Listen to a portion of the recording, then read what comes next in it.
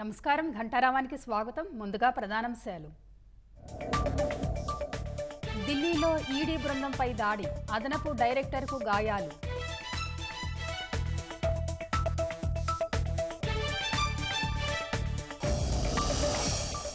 YCP నేత ధర్మాన కృష్ణదాస్ మాజీ PA ఇంట్లో ఏసీబీ సోదాలు. శ్రీకాకుళం జిల్లాలో ఉదయం నుంచి విస్తృత తనిఖీలు.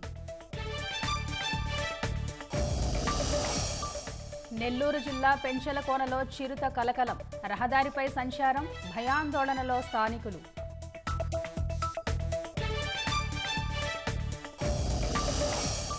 ఎన్టీఆర్ జిల్లాలో అలంకారప్రాయంగా సీసీఐ పత్తి కొనుగోలు కేంద్రాలు, తక్కువ ధరకే విక్రయిస్తూ నష్టపోతున్న రైతులు. ఐసీసీ అరెస్ట్ వారెంట్ను సవాల్ చేసిన ఇజ్రాయెల్, పిటిషన్ దాఖలు చేసిన నెతన్యాహు గల్లాంట్.